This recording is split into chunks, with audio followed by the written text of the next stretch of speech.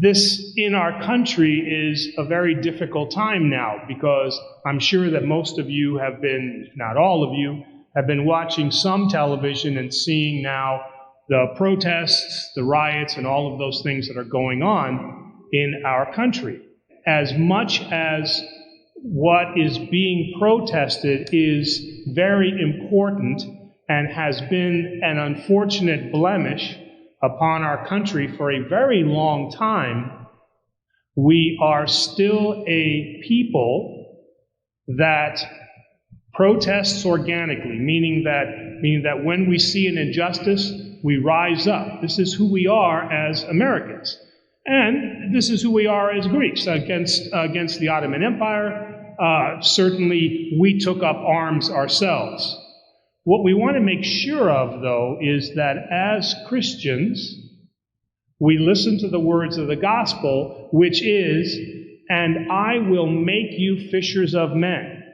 Now, before that, Jesus comes to them and to the brothers, to Andrew and to John and to Peter, and it says in the gospel, and immediately, ευθέως, immediately, they came to him. And then he said, "Come and follow me, and I will make you fishers of men."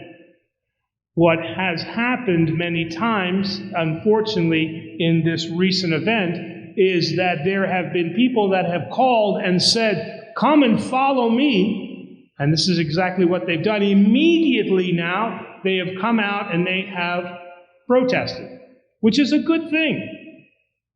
But we want to make sure that the message of protest is not lost in violence. As Christians, I don't have to say Orthodox or Catholic or Protestant, as Christians, we are called to render unto Caesar what is Caesar's. But we are also called to preach the good news. And sometimes preaching that good news requires us to stand up and take a stand against injustices that we see. That is preaching the gospel of the good news, that everybody has the right to live and to worship and to be treated fairly. And that's what we're standing up for. We have never, ever stood up for any kind of violence. As Orthodox Christians, we never see justification for violence. That includes war. Now, in America, that's a very difficult proposition for you as Orthodox to tell people that the Orthodox Church does not believe in war or violent protest. And especially in the climate of today, it's very difficult. But this is what Jesus Christ tells us today to do. I want you now to stand up. I want you to be fishers of men and women. And I want you to preach the good news. And the good news is not violent overthrow of the government. It is not anarchy. What it is now undoing what is unjust and putting in place things that are just.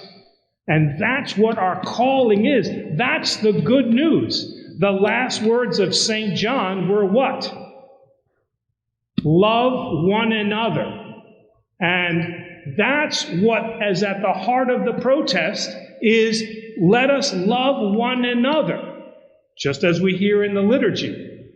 But it is not for us to do that through violence. So when you saw our Archbishop Elpidophoros marching with the protesters in similar fashion as Jacobus of blessed memory marched with Martin Luther King, he did not march for the violent overthrow of the government. He did not march for the abolishment of the civil authorities that have been placed by God in their position. What they marched for was that we, as Orthodox Christians now, always fight and always stand for what is just and right for all people. that all people love one another.